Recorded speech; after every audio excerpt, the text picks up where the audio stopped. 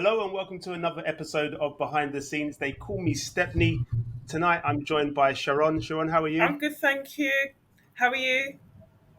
Yeah, good, good. It's been a mad day for the weather. I tell you that. The rain has been.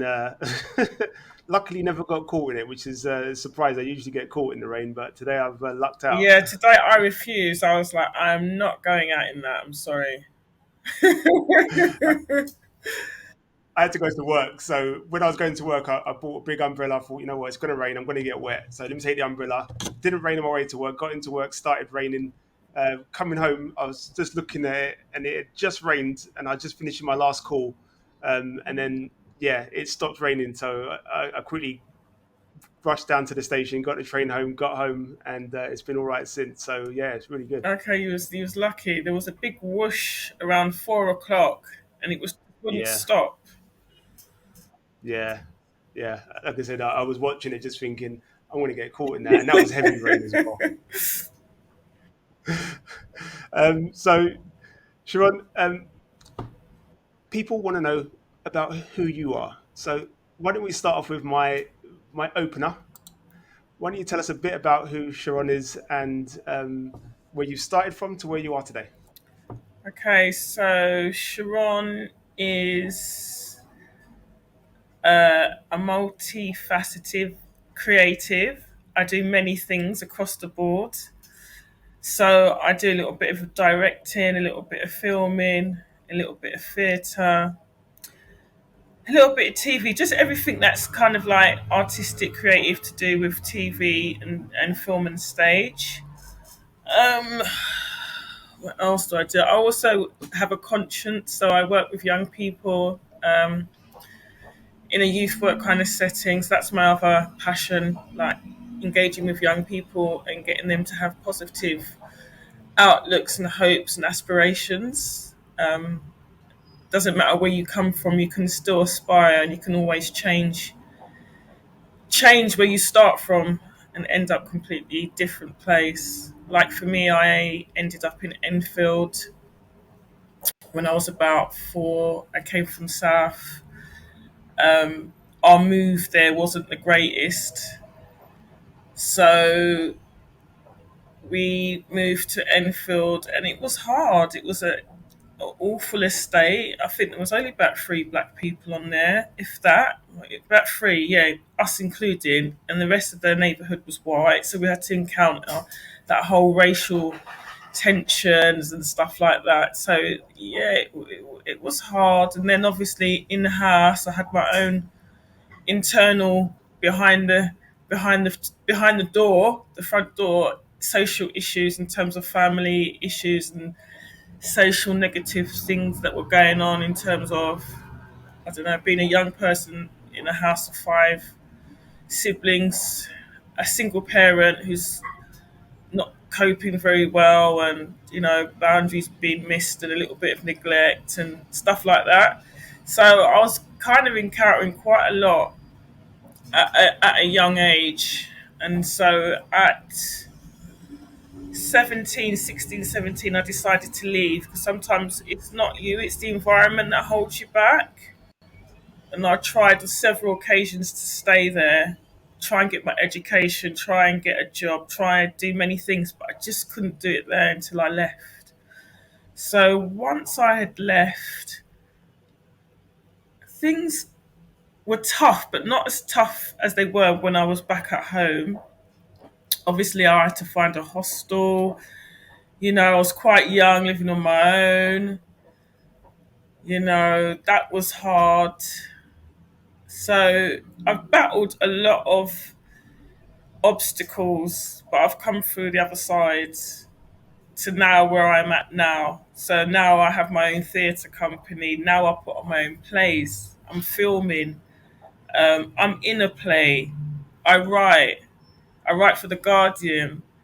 Um, I'm going to a festival. I'm performing. So just loads of positive things. So I always say to young people or somebody that's despondent and feels that their life is shit, that I will say to them, like, life is like a pack of cards and you're playing blackjack. You might get a shit hand, But if you play the game good enough, you could end up being a winner. And that's my motto. And that's how I keep it. You know what? It's That's a good motto to have, and it's an interesting background to you because um, many people will be able to relate in terms of a moving from one area to another at a young age, experiencing racism and the prejudices that come with that. Home life not always being, I had to put it, not being the Disney picture that it's always painted out Yeah, to be sometimes. And taking that forward, you've gone, you know what, I'm in control of my own destiny, and you've taken the step to leave home, despite trying to stay there and the obstacles that faced, and leaving home and doing your own thing. Actress, writer, writing for the Guardian, working with young people, which is such an important role that people sometimes don't give enough credit to. Um, how have you found working with young people? so I work with young people between 11 and 25, including SEND. Um, and I love working with young people because they're all different. They're all different types. They're all individualists. They're all got their own good things. And again, sometimes it's their home life that makes them who they are, not in a negative way. But if you're raising a child and you're not coping properly, and that child is then influenced by outside things like Instagram, Snapchat, all those things, it will lead young people sometimes to do things that they know are wrong, but they end up doing. So, young people, I feel today, they feel a little bit despondent and they feel stressed. Because you think about it, they haven't really got nothing much going on. The government don't really care. When does the government talk about young people? Never, Never, not this never. particular government. No, doesn't talk about young people, not investing in young people, not giving young people enough opportunities. They're just there left, getting on with their own devices, sometimes not very good ones. So it's a sad, sad state of affairs. Like some of them say they don't like what's happening to them now. And there's no reward. Even if they're doing good things, the media and people typecast them as, gang members and, you guys are rotten, you're antisocial behaviour. If you see a group of young people, so they're treated very negatively. And it's hard for them to highlight the positives that they do. So this is where I come in because I try and raise awareness and let people that have those negative stereotypes say, well, actually, I work with young people and they don't do this. They go to Parliament. They're part of the police cadets. They do fight it like so, and they go, oh, okay. They do outreach. They do youth work. They do stuff, and then they're like, oh, okay. So now I said, not all young people. Some, yes, but not all. But it's been good. You I know what? I work probably do a little bit of youth work every day in the You know evenings what? after Is my football. there's Yeah. See, there's some key things that you've mentioned there that again people miss, and it's there's not much to do. And when people say, "Oh, you know what?" There's lots of things at the disposal in terms of things like you mentioned, social media, for example. Social media, um, it's the one thing that has taken off over the years, and without no real regulation, um, no real I don't know guidance on how to use it and how to deal with negative stereotypes, negative feedbacks, and stuff like that. To be able to say, you know what, this is how you use it as a tool, and it needs to be regarded as that. It's a tool for people to use. Young people get a lot of bad stick, and it's great to hear that somebody is working on their side and trying to remind them that there's a lot of positive things that they're doing. So yeah, I'm all for it. You know, like I said, I grew up in the East End, and I tell my kids the difference between my upbringing to your upbringing is, my upbringing was estates, working like just doing stuff. But there was more to do with less things, if you see what I mean. Like, we didn't have Yeah, all the all the mobile phones and tablets and computer games and stuff like that, but we had stuff to do, which was we could go to places and just be kids basically. Nowadays, kids are not kids anymore. You know, by the time they hit secondary school, they're young adults, and that's what people call them. Oh, you're a young adult, and you should be able to do but this, and they're you should be not. doing that, and you should be doing this, and it's Yeah, but they're they're not. not. They're still young. They're still kids. They're still kids. They're still young people until, to me, if I think about it now, actually growing up and the life and also the lives that others have had, I said you don't really reach adulthood fully to you're at least 21, 22, depending on like how mature you are. So, even that term 18-year-old, you're classed as an adult, Yeah, no, I don't feel comfortable with that at all. So, yeah, yeah. no, But it's not to your mid that you find yourself. You know, it's not to your mid-20s that you realize, okay, these are things that I'm in control of. These are things that I can do. Um, Up until that point, really, you should just be enjoying your process of being a child and growing up. I always tell my kids, don't wish it away. You know, they always go, yeah, not so much with daughters so much now, but every now and again they'll go, "Oh, I can't wait till we go and do this," or "I can't wait till we go and do that." And I go, "Just don't wish it away, because today is still today. There's still a whole day. We're still living in the present. yeah, We don't live in the future. You live in the future, and you forget what's happening now." And it's these reminders that the young generation need, and us as adults that should be nurturing this young generation. We should be reminding them that just be a child and enjoy it.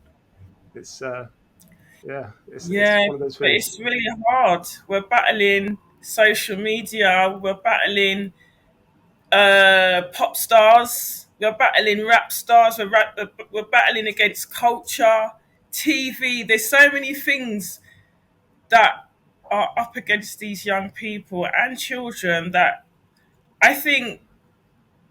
Well, Madonna never let none of her children watch any TV, no radio, no music, and now I kind of get her point because they're all influences, regardless of whether she's on there or whatever. So yeah, that just don't let them have social media or TV or whatever till they're of a certain age, which is hard because if your friend's got a nice iPhone and she's telling you about Netflix and everything, you're going to go home to your mum and go, "Mum, but hold on a minute, how are you keeping the Netflix and the phone from me when all my friends have got it?"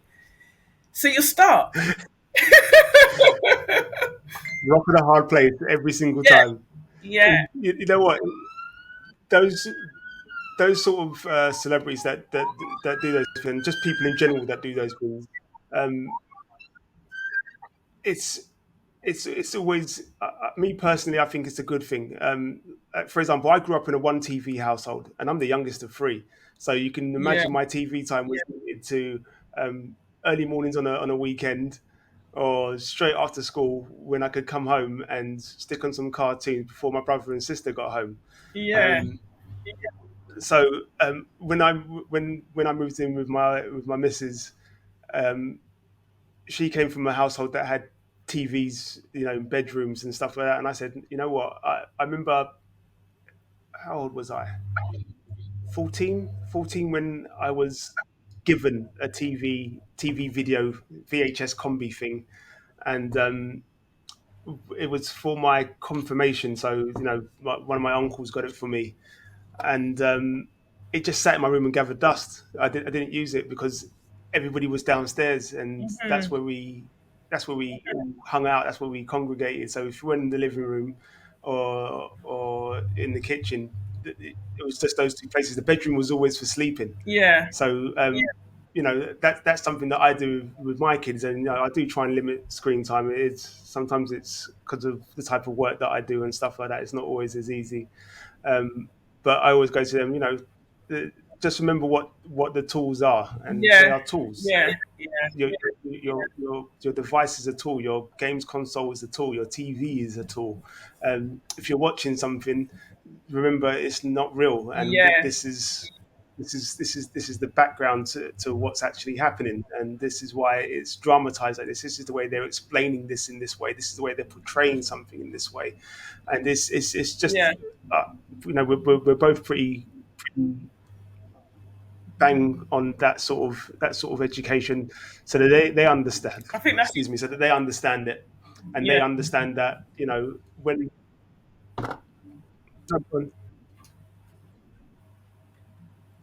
No, yeah, yeah, go on, go on, go on. You was going to say something.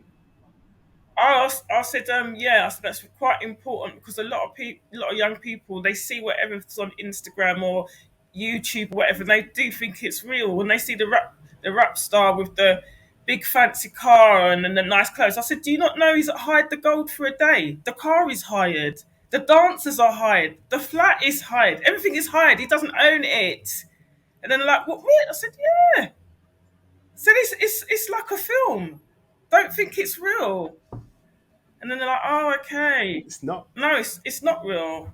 So I think when kind of start dispelling these myths and that, so young people are actually proper aware of what it is that they're watching, that it is a little bit fake, that maybe that will try and help them in the long term, knowing that not everything you see is real,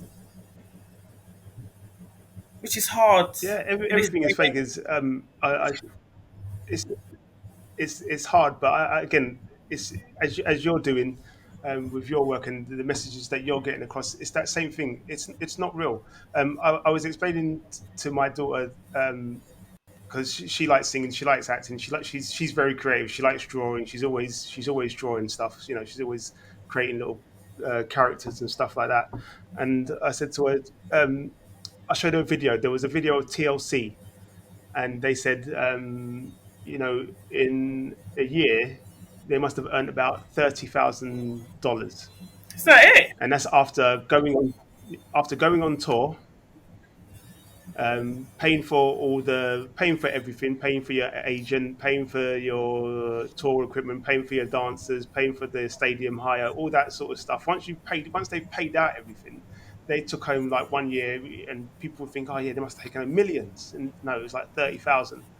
So they were they Wow. were better off just doing a regular 9 to 5. It's only the passion that they had for such things, but Yeah, you're and exploited. And as you said, exploitation. lots of things are Yeah, pretty much everything they've got is hired.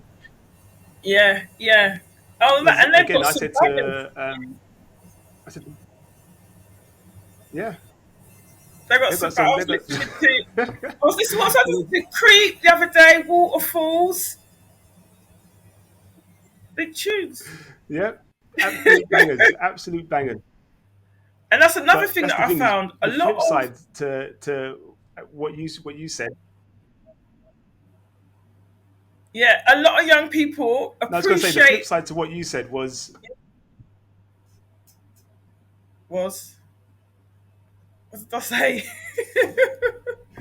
yeah, no, yeah, no, no, sorry, it's me, as I keep on interrupting. Sorry, I was just No, going to no, say no, that no. young people don't. Yeah. A lot of young people just go, oh, you know what? This is the lifestyle. This is the lifestyle.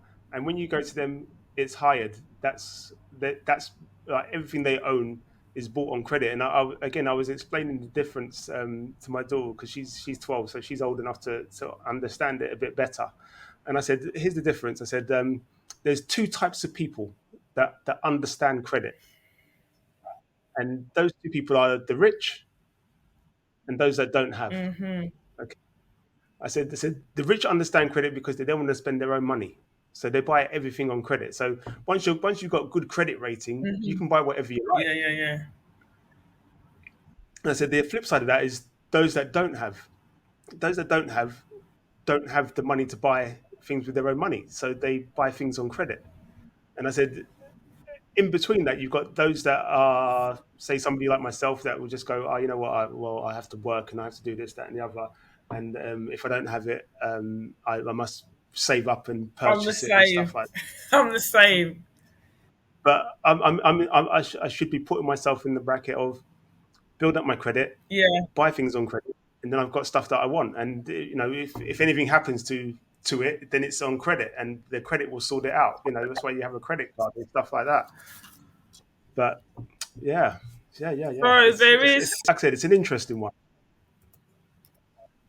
yeah, it is. And then there's the other flip side of it. If you keep using the credit, you have to be very careful because when you're rich, you get offered loads and loads of cards, you get loads of opportunity, and you get loads of amounts of money to spend. Now, if you've got 5 to 10 credit cards and you've gone through a bad, I don't know, couple of months, like how we are with the high cost of living, it's easy to put everything on that card, not knowing like later on you've got to pay it back. So I've had my time with credit cards, easy to spend, long to pay back.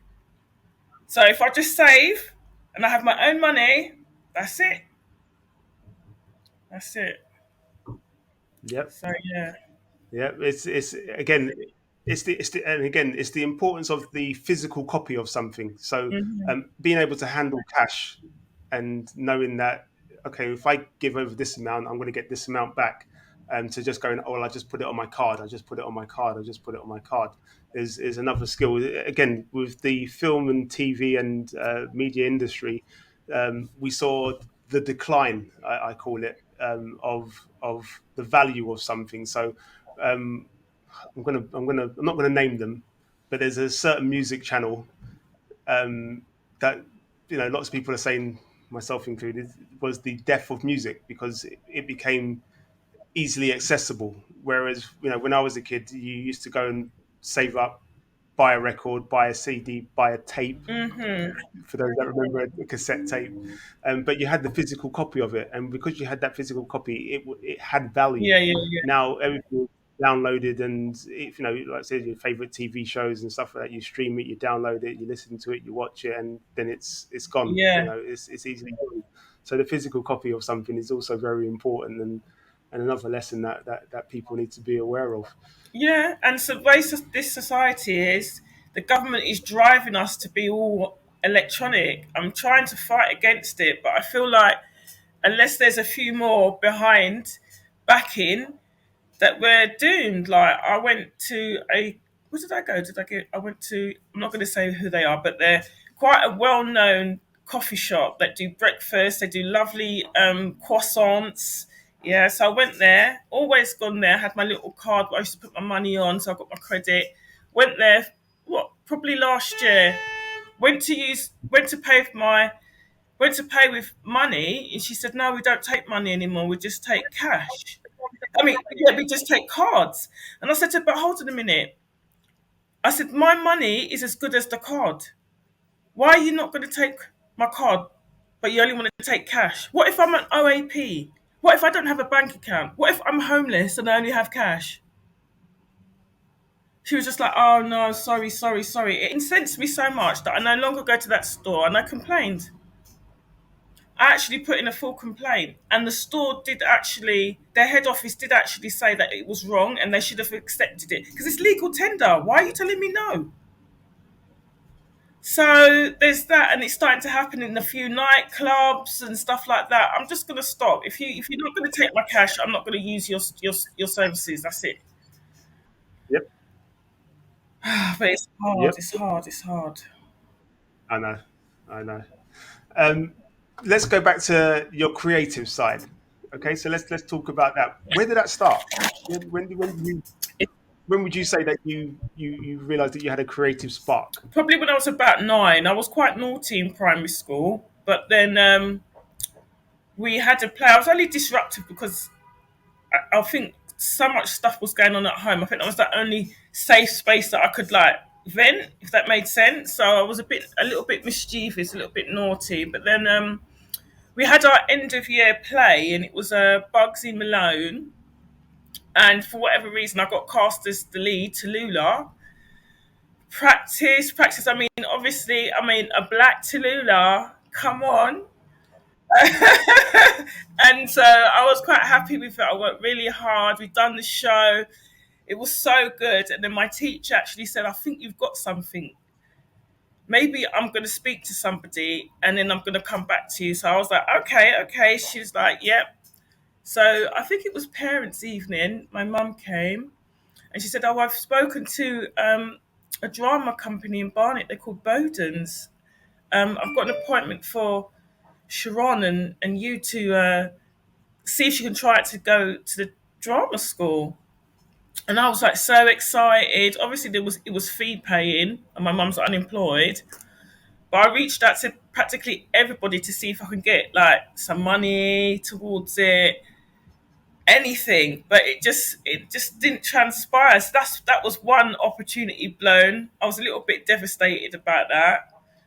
And my mum, she didn't really invest. She didn't invest, man, which is so disappointing because I could be like anywhere now, and that's what I think back. So when my niece, my nephew, my son, if they're interested in anything, even if I know they're only going to be on it for 5 minutes, I will still invest to show him one, I'm in that I'm interested in what you're interested in, and two, I'm going to give you this opportunity. If you want to do it, do it.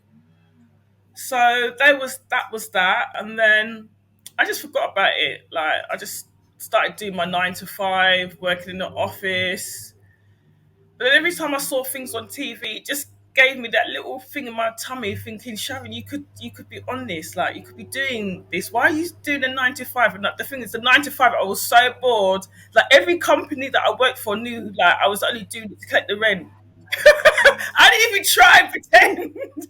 I'd be like, yeah, you know, I'm only here because I've got to pay the rent, yeah. And Bills. obviously, yeah, yeah, I was because my stuff, my thoughts and feelings and passions were elsewhere. So I did feel a little bit trapped. And then one day I said, you know what, I've had enough of this. I'm going to go and sign up for an agency. So I signed up for an agency. I think it was in Battersea or somewhere. I signed up for a few, and then my first role I got was James Bond, Die Another Day. I met Pierce Brosnan. I was only background, but it still gave me, yeah, it still gave me something, yeah. And then from there, I just took it from there. But that was really good. And then I've just done some little bits on like BBC. Then I've done some stuff like some short films. Um, And then I done some theatre. I debuted my theatre, somebody else's play. It was like an Alfred Hitchcock kind of murder mystery thriller. That was really good.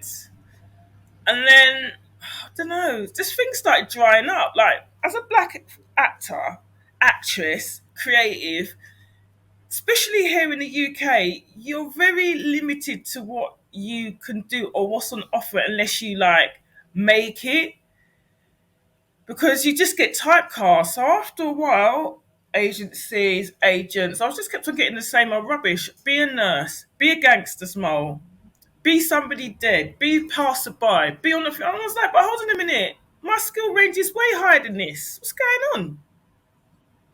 So somebody said to me, Sharon, you're gonna have to make this happen yourself.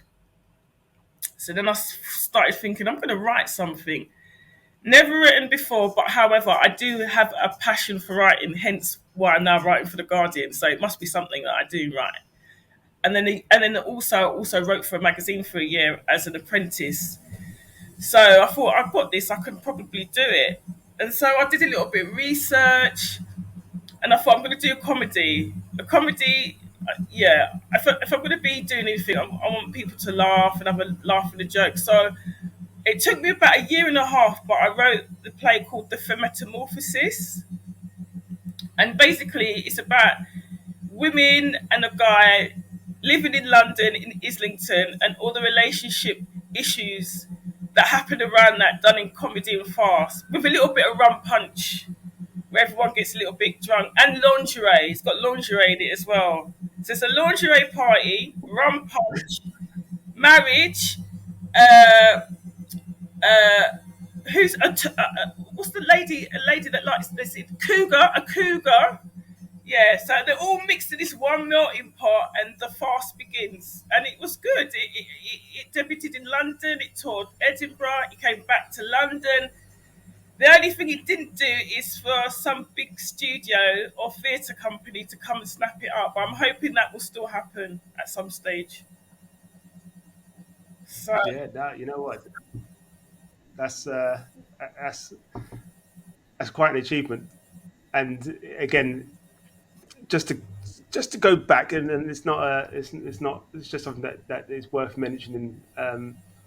Yeah, it's difficult, isn't it?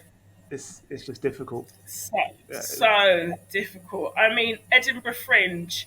I was probably one of the less than three. I might say black theatre companies, but I was illicit theatre did have black people, but I always made sure it was diverse. So a melting pot of diversity. That's what I put illicit theatre down to. But it was hard, and I did it 3 years in a row. No funding, just me and the actors thinking out of the box, fundraising, doing plays, raising money, saving, and then going to Edinburgh for the whole month. It was hard, but it was well worth it. I would recommend anybody do it. Yeah,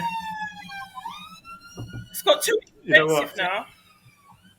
Yeah, it's again the way I think the past. Let's put it right. The past what were we 2023? The past 4 years.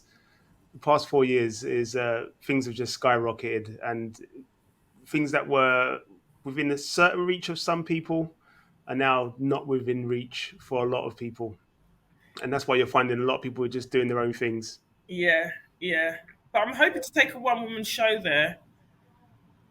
A one woman show. That's what I'm thinking because that means it's just me, maybe one other person, and maybe three people. It's a lot less, you know. But I haven't thought about it yet. Maybe I'll just do it myself. I'll just one woman, one show, one director, one flyer, one everything. But I haven't thought yet. But yeah, I'm definitely going probably next year. Okay, well, I look forward to it. You have to let me know so I can show some support. I won't get down to Edinburgh. I won't lie. It's it's I suppose it's with the kids and everything. It's just not possible to travel around as much as I'd probably Yeah. like. You know, I've been offered to go to places like Liverpool to go and see a play Oh, and stuff nice. like that. I'd love to go, but yeah, it's to go. What do you do with the kids? Yeah, Yeah, yeah, yeah, yeah. yeah. So yeah, maybe I'll do something in London and then do Edinburgh. Yeah, I So, haven't thought about it. hey, It's just there in the back of my mind. yeah, But okay. that would Well, be based on the it's there. book. Yeah, So you've written a book.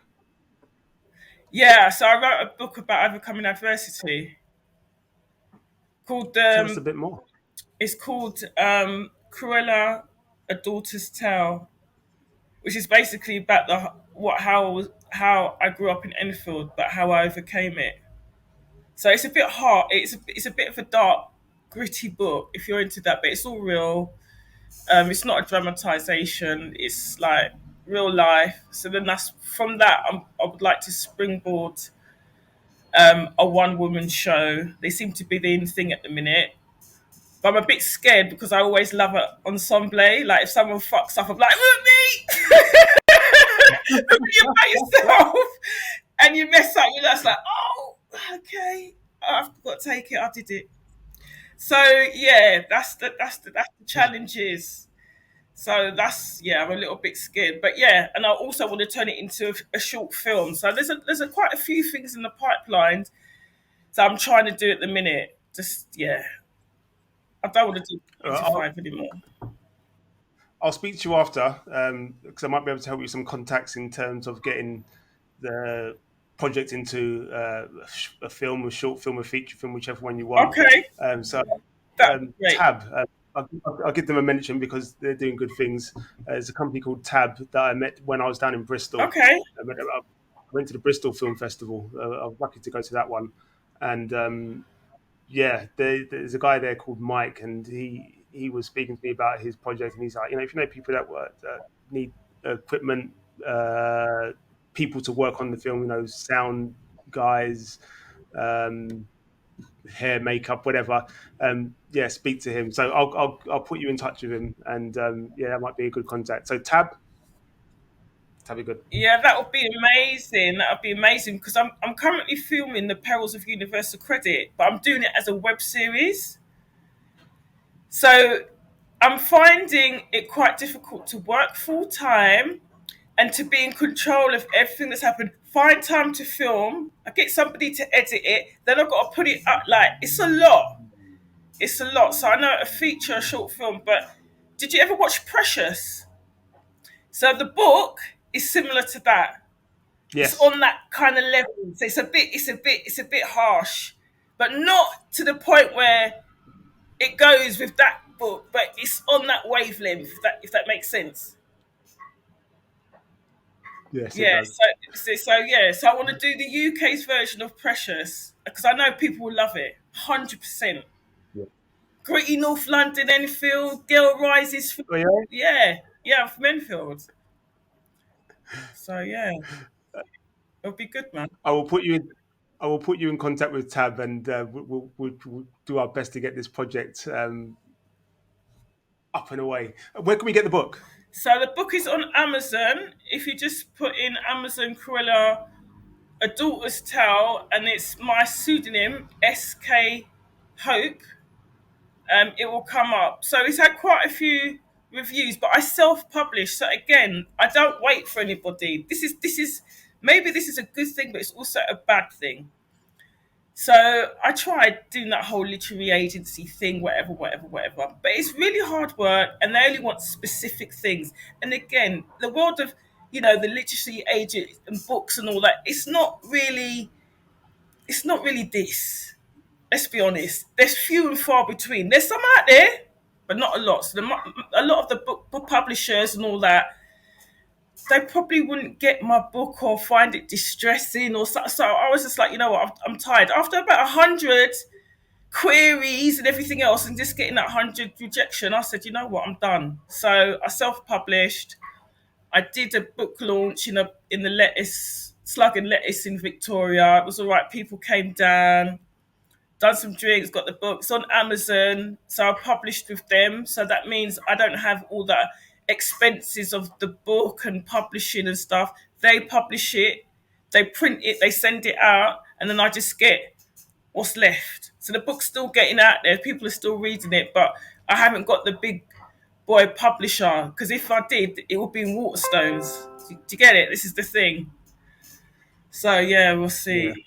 yeah, That's the hard thing. yeah. But I encourage everybody, write a book. It could be 92 pages. It could be 50 pages. You could write about the sky, poems, your favorite trainers, just something from start to finish.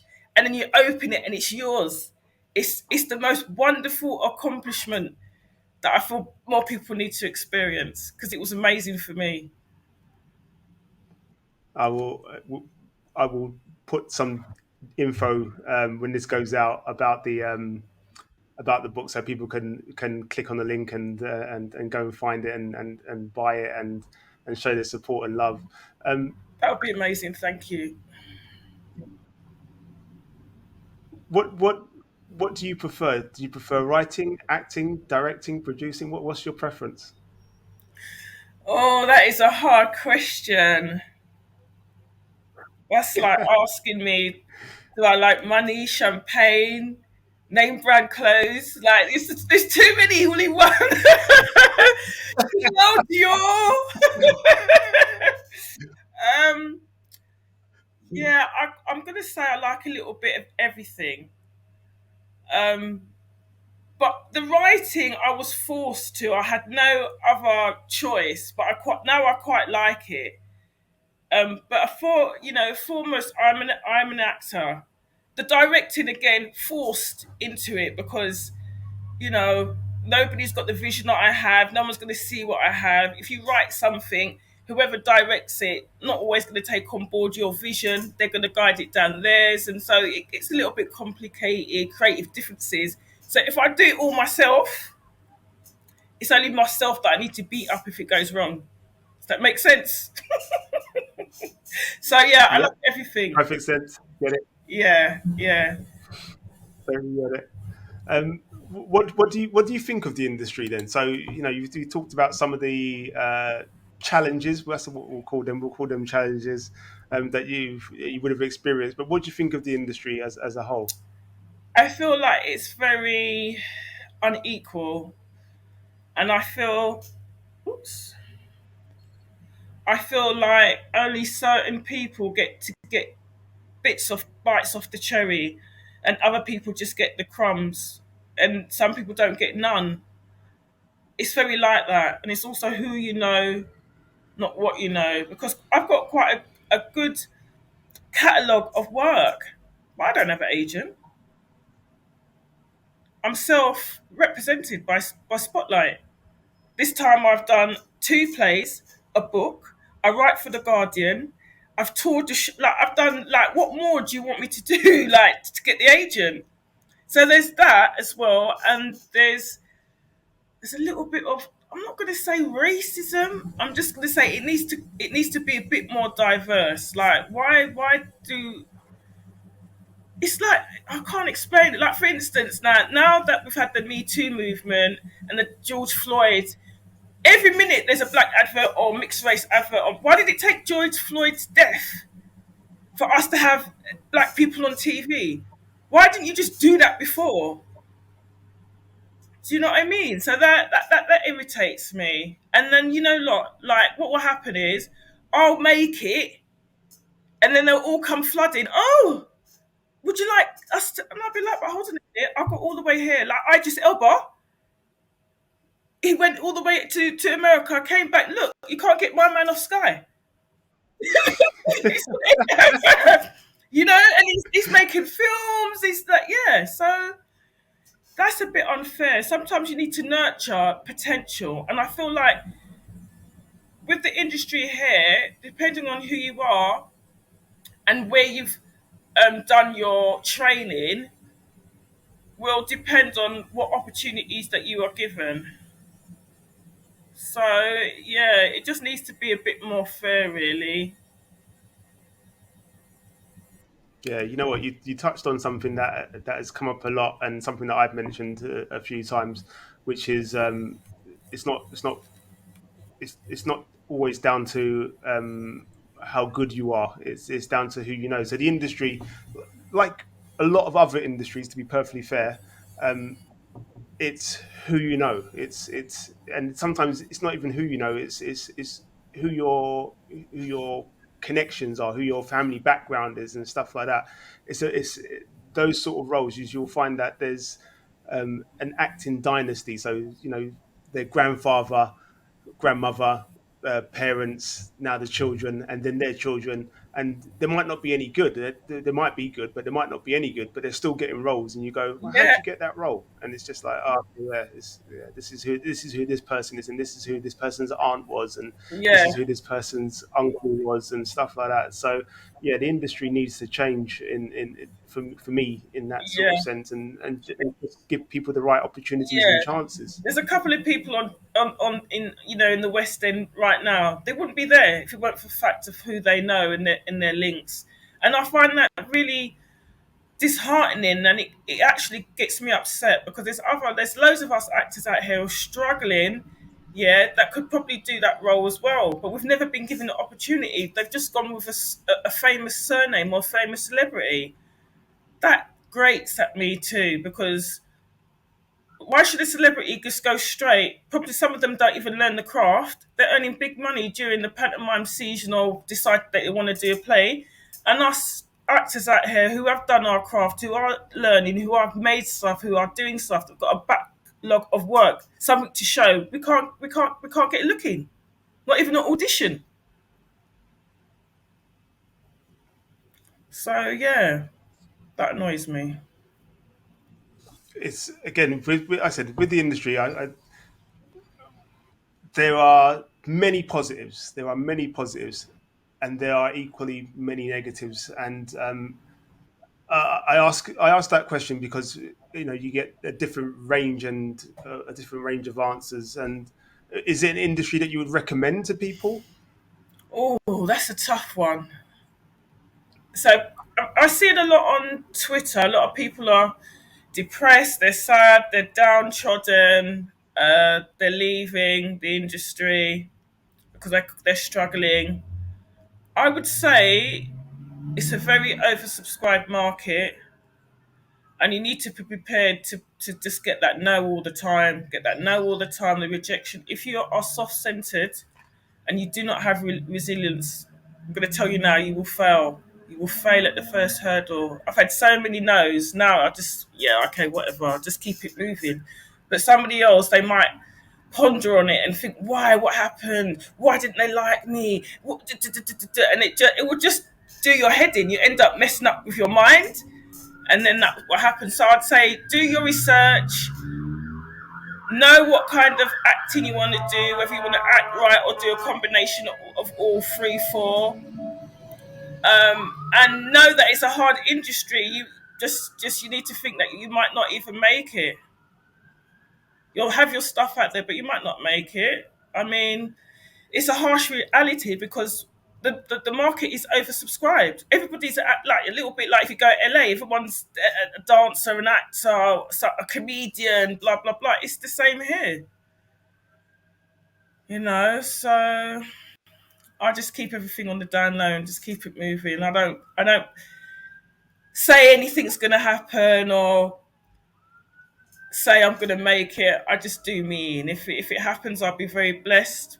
But if it don't, I've left a legacy of work for my grandkids and my kids' kids. Do you understand what I mean? So they can look back and go, look, remember Sharon Spice? She wrote a book and two plays. And she done films. So yeah, I'll get my legacy in another way. So it's fine. What do you? Again, that leads me on to the next one. What do you think the industry needs to improve? Okay, so it needs to help those that are working class, those that are of ethnic minorities. It needs to be more open, and it needs to have a more level playing field. Just because someone comes from RADA doesn't make them a good actor. I've seen people from RADA, with the greatest of respect, you've gone and you've done that training, but you're not all that, to be honest. Let's be real. And then I've seen somebody else that's not had no training, they've smashed it out the park. So I'm just saying, don't just look at the CV and think, oh right, they haven't been to RADA or Mount View or any of the top 10 um, drama schools. Let's throw that one in the bin because that happens. Some people are a little bit discriminatory like that, and I think that's so unfair.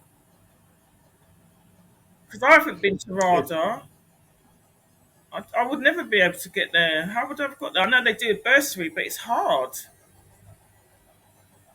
it's not an easy thing. No, the level of competition is just so fierce. And obviously, there's been some issues around that particular school to do with racism and ethnicity and stuff like that. So, we just need to be a bit more open. We're not going to take over. I don't know what it is. It's a little bit like cricket. Like, what's going on? Like, I watched the cricket yesterday. Like, I think there was one Asian man. I think he was so fair. I didn't realise he was Asian. But apart from that, it was all white. Like, come on, 2023 guys, we need some diversity up in there. You know. So things that Yeah, worry me. So it's it's an interesting one because me personally, I think the industry's got a lot to improve on, and all the things you've mentioned are all key things. Um, the most important one is the whole CV thing and where you've trained and stuff like that. Um, I get it, for casting directors and stuff like that, it's difficult. You can't, there's no way you can sit through like 1,000 different self tapes and stuff like that and auditions or whatever. But if you're truly looking for the right people, and this is not just this industry, it's other industries as well, then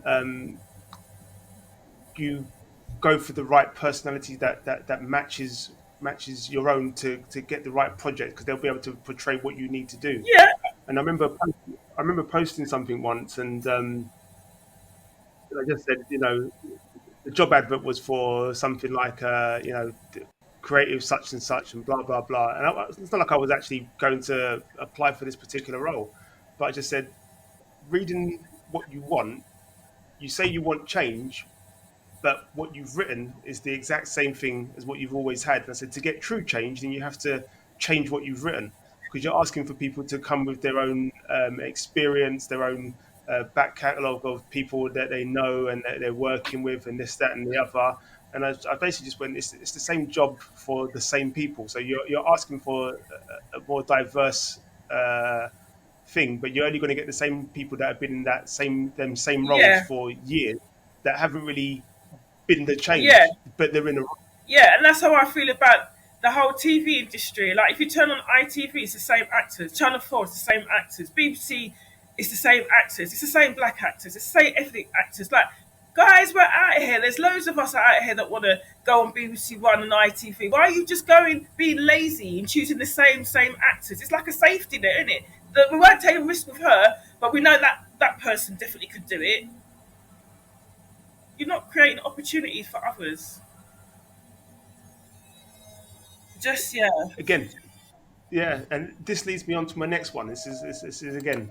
Do you think we should have like I say a small screen, an independent? I'm going to have to change that question. But do you think we should have an independent channel for independent projects? So those are those that point out your short films, your independent feature films and series and stuff like that. Do you think that's what we need over here? Do you think it would work? I think it would work now that we've got streaming, like, and so many channels anyway. I feel like that would be another opportunity for certain casting directors that are innovative and think out of the box, that do cast that person that no one's seen. Like for Elvis, for instance, I didn't know that guy. Like, and he was amazing.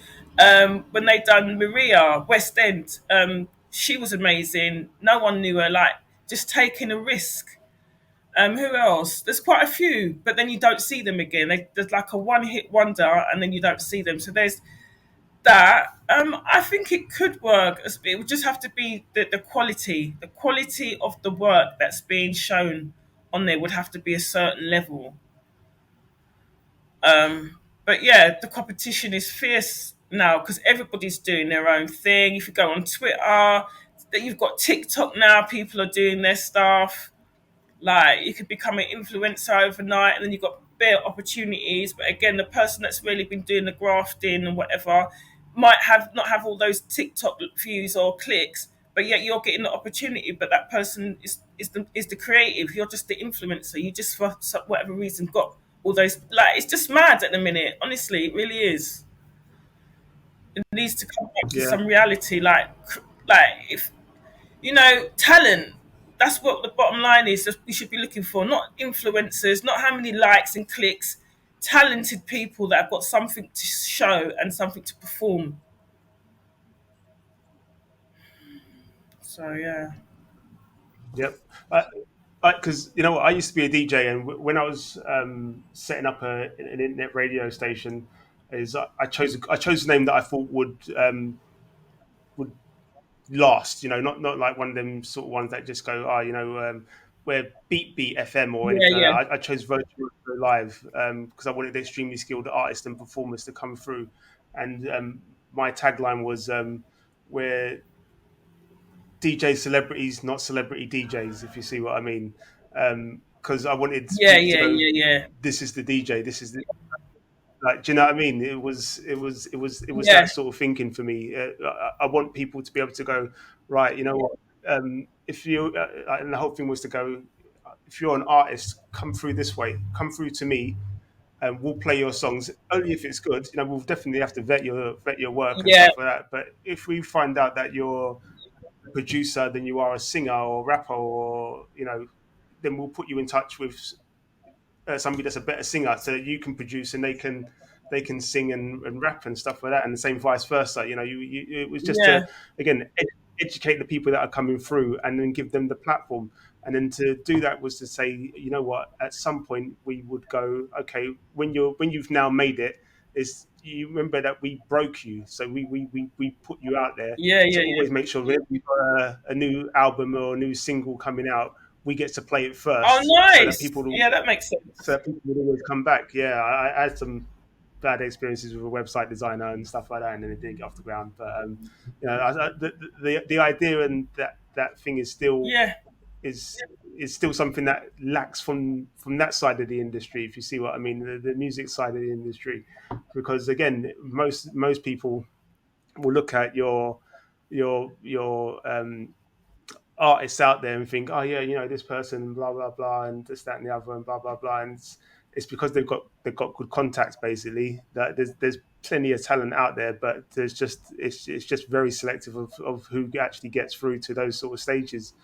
And I was telling my nephews about D Double E because I went to primary school with him and I had him do like mixtapes at my house when we were younger and stuff like that.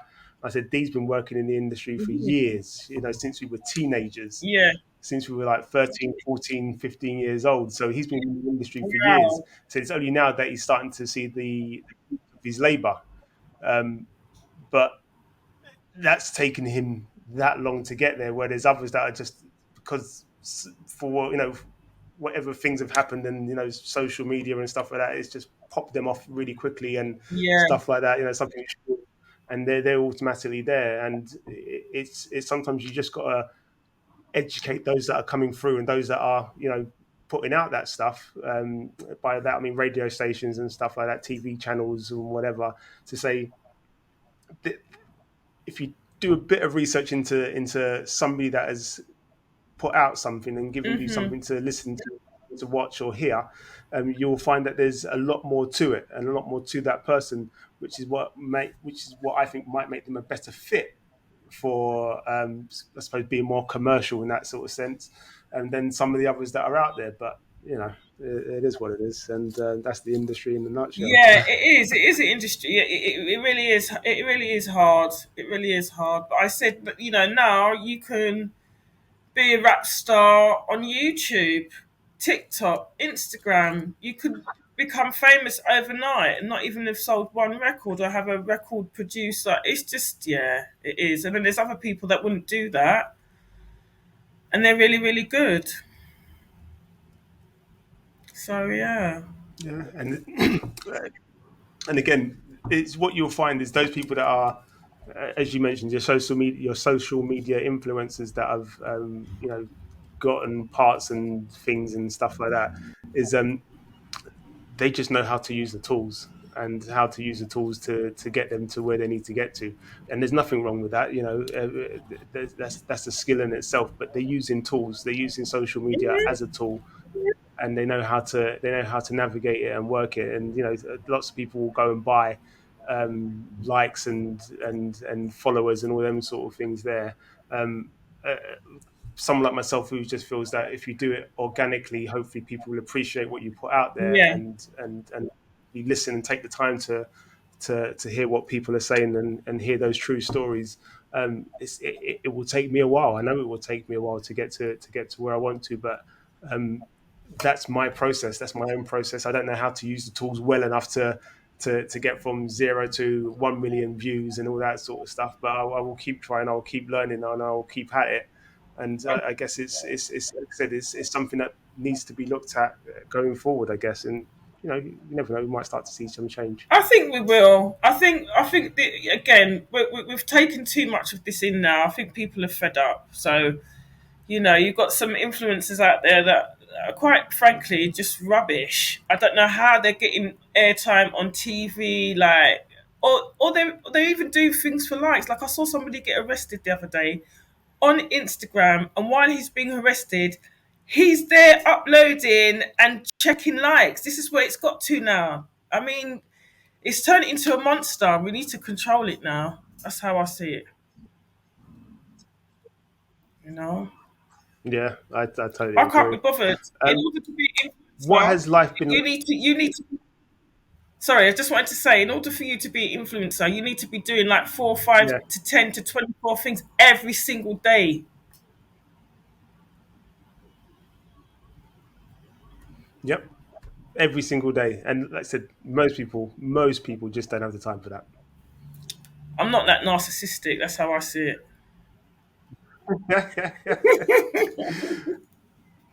what has life been like behind the scenes for you? What has it been like? How's it been as an experience? And share some positives. What's been good? I want to hear behind the scenes. No, just no, not this show. But when Oh, you've been on just set, when in you've been on, general, behind the scenes. Oh, it's been yeah. good.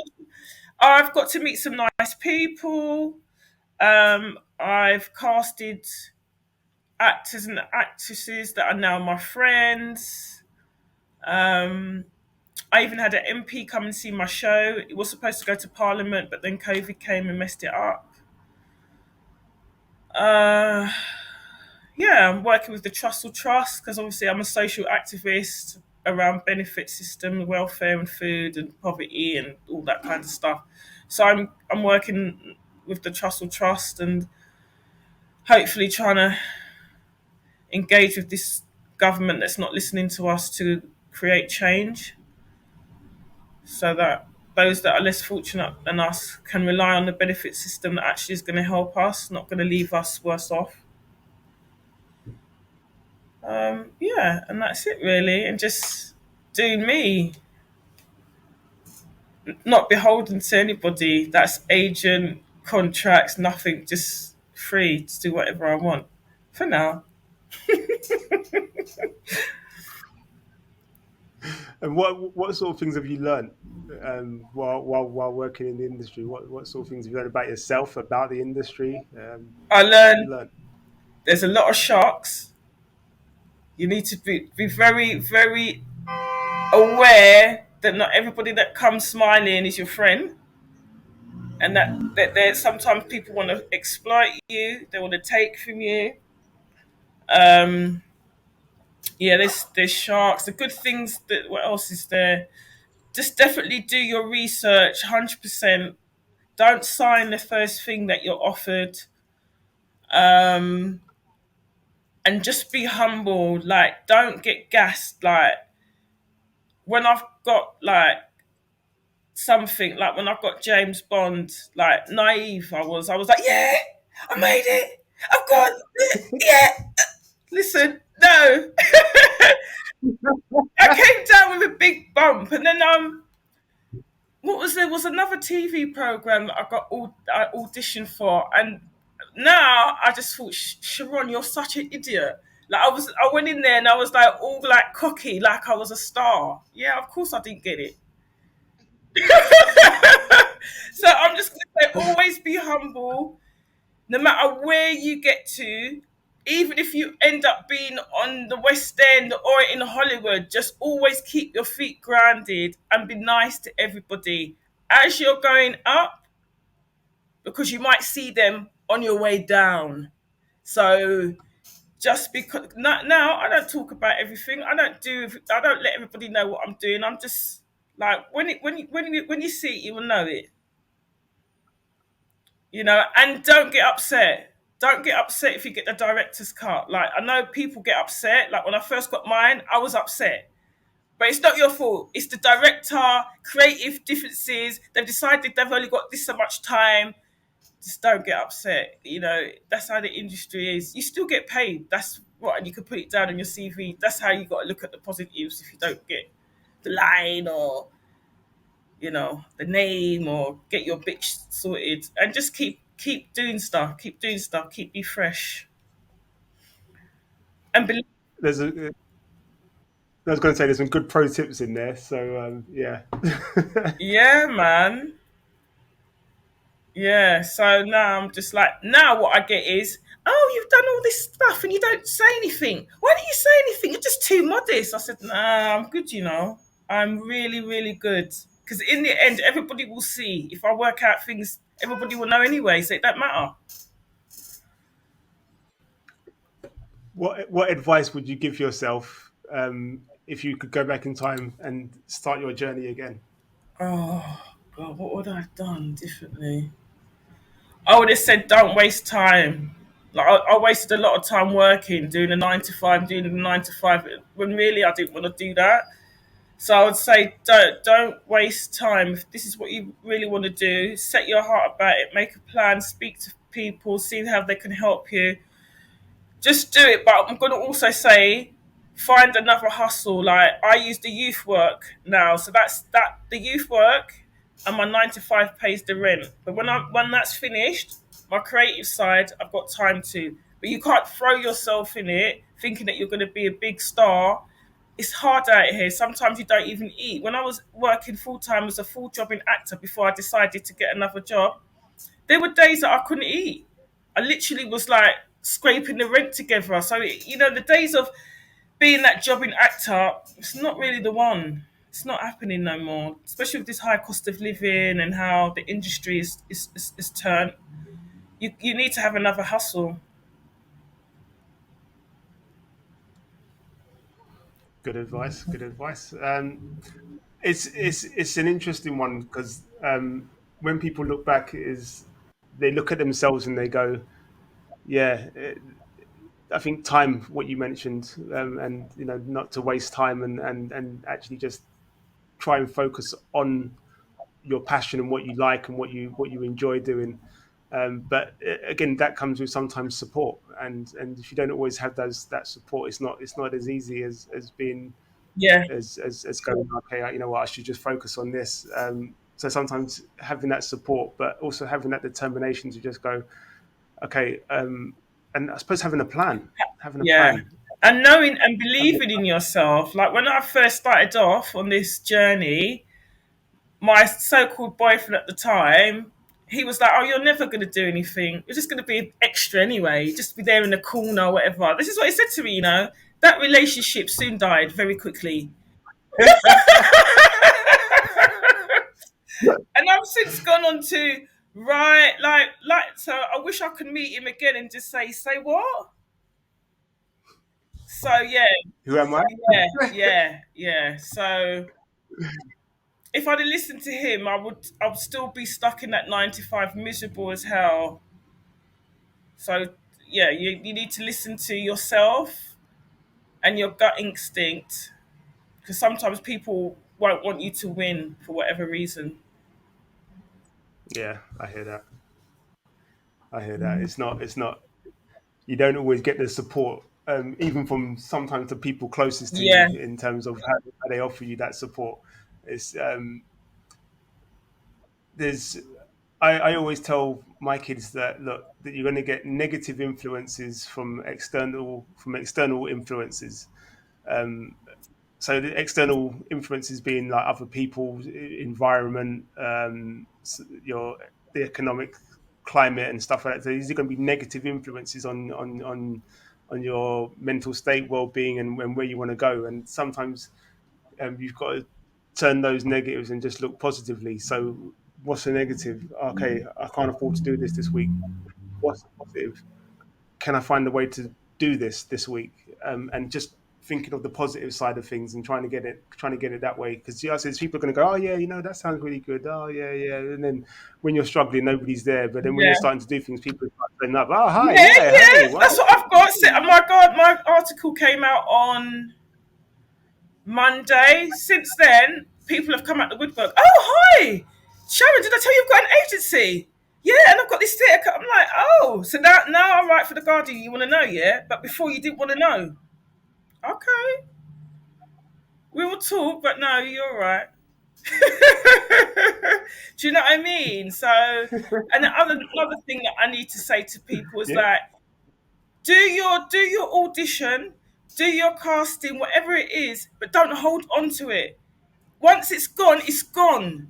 Some people hold on to it and they're like, oh, I wonder if I'm going to hear back. And then they're waiting and waiting and you don't get no answer. Then they get upset. Look, it's done.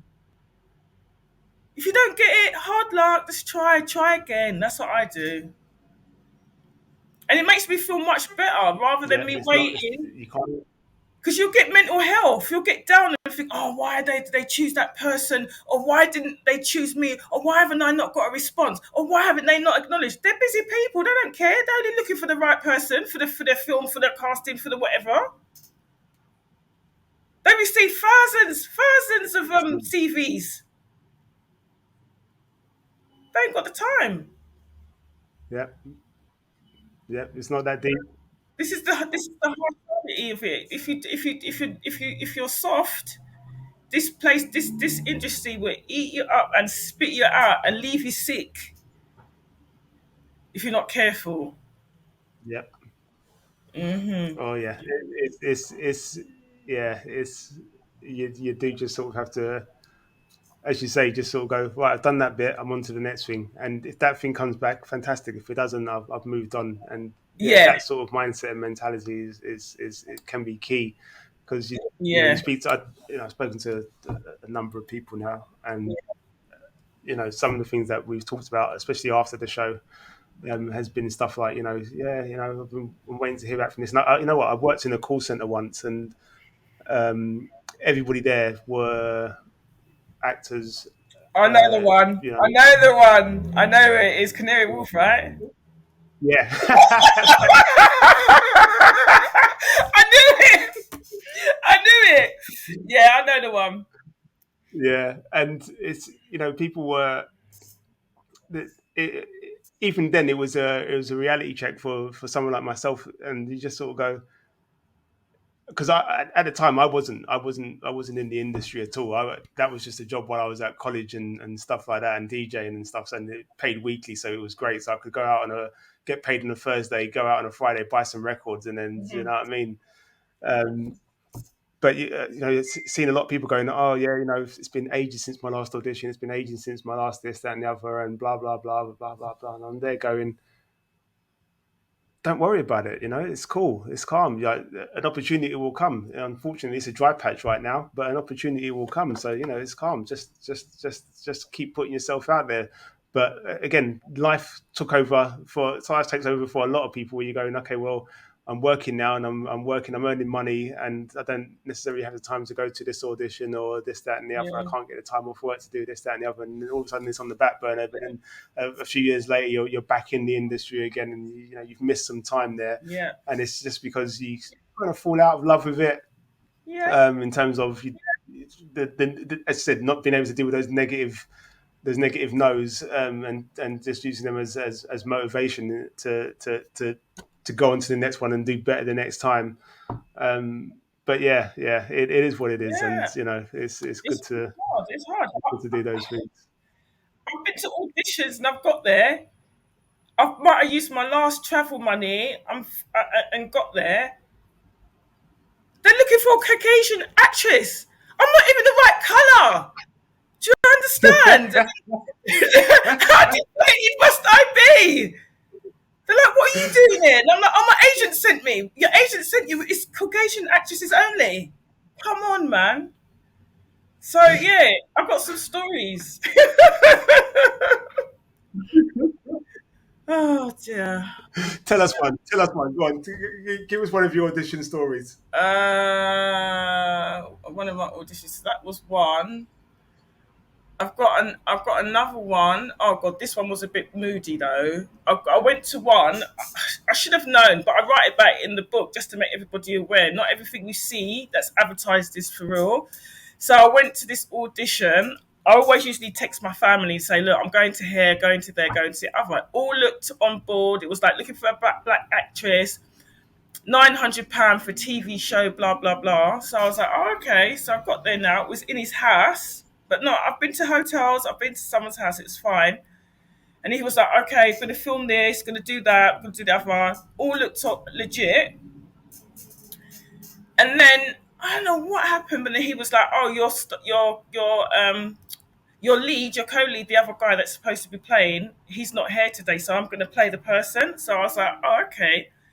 And then he was like, oh, okay, so it's a bed scene, so you need to lie in bed with me, and I'm going to film it. So I was like, oh, okay. I've done bed scenes before. It's not a problem for me. I had my clothes on and everything. But then I left, and I thought there's something not really right here.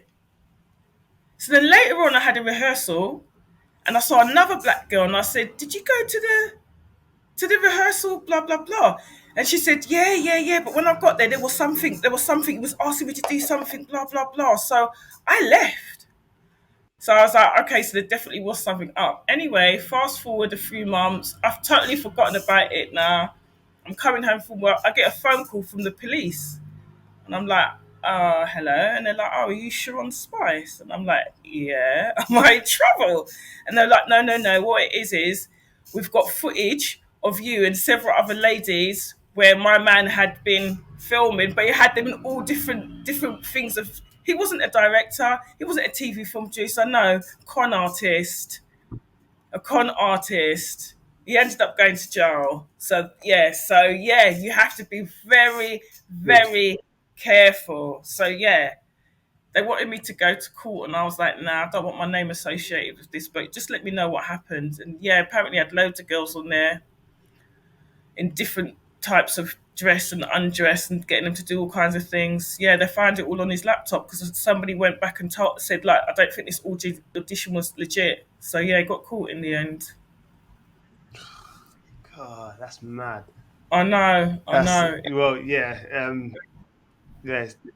It's definitely something for people to watch out for. As you said, there's a lot of sharks out there, and I've heard not Yeah, similar stories, but yeah, I've heard there is. like yeah, sometimes yeah, it's. Yeah, I've had a I'm glad he's director. I'm come to not going to jail. say who it is. Yeah, I know another director, UK director. He was like done a short film, a documentary about someone, and he was like, oh, if you stick with me and you come out with me and you do this with me, I can make you get a long way. What? How are you going to do that exactly? Right. Let's just say, like, yeah, after that rejection, the still happened, but he didn't give me a credit. He didn't give me a free copy. I had to go and buy my copy. Like, that it was that level. And I never got a credit for my work. But Yeah, that's that's you know what it probably happens more than people realize, and we've seen some high profile cases in America, of again I won't mention their names, but we've seen some high profile cases where these sort of things have happened, and you just sort of go, yeah, it's not the one. no, But no. as you say, it's just being aware. Your gut instinct, as you mentioned, if it doesn't feel right, if something's not quite right, then your gut's probably right in telling you that yeah, this ain't all above board.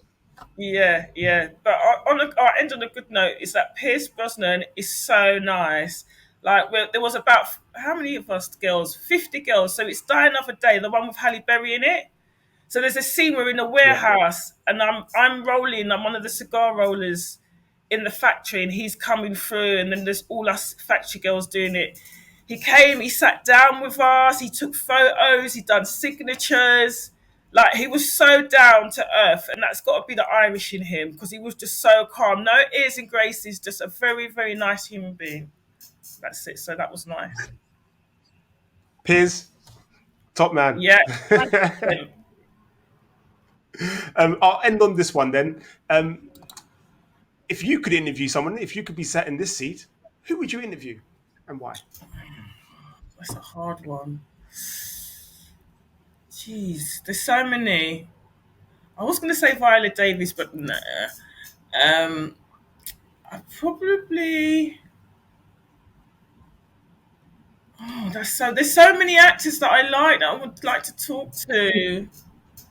This is a very hard, difficult question, but I'm gonna say my inspiration, Jodie Foster. That's who I'd like to sit down and have an interview with. Jodie Foster, because I watched on screen so much. Taxi Driver, Silence of the Lambs. Like, she's done some really amazing movies. Yeah, so Bugsy Malone. Bugsy Bugsy Malone. Yeah, yeah. Malone. Yeah, yeah. So it would have to be her. Yeah, we have a good natter.